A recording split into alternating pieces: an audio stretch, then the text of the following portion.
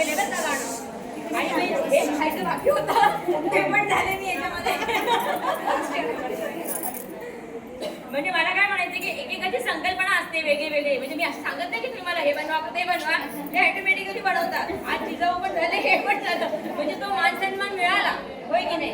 त्याच्यासाठी मी म्हणते की माझ्या मम्मीला धन्यवाद देते हा, त्याच्यामुळे मी आहे आज त्याच्यामध्ये.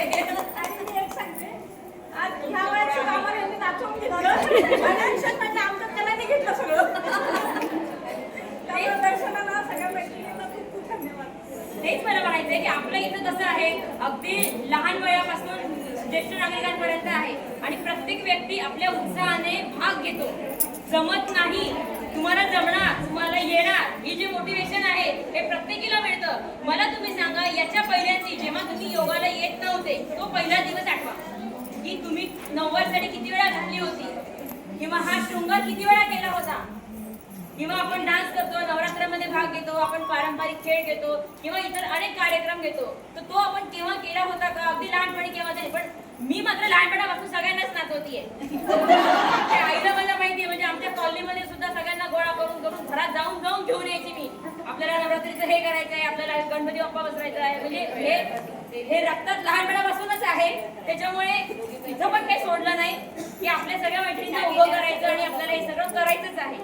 आता नवीन नवीन आपण ग्रुप बनवतोय, आता शनी मंदिराचाही ग्रुप बनवतोय, तिथे पण खूप छान ग्रुप तयार झाला आहे. तिथे पण हे सर्व सुरू करायचं आहे, बऱ्यापैकी चालू केलं आहे. आता नागपंचमी पण केली आम्ही तिथे.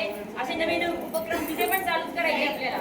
आणि महत्वाचं म्हणजे राहिलं दर्शना आणि साधना यांनी पहिल्यांदा शिकवलं आहे, पण किती उत्तमरित्या शिकवलं आहे.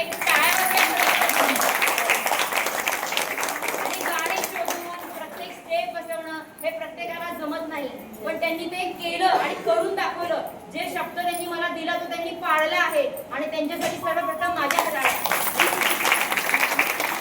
आणि अशा सगळ्या मैत्रिणींची नियमित साथ लाभो, तुम्हाला पण आम्हाला पण आणि एकमेकींना सुद्धा.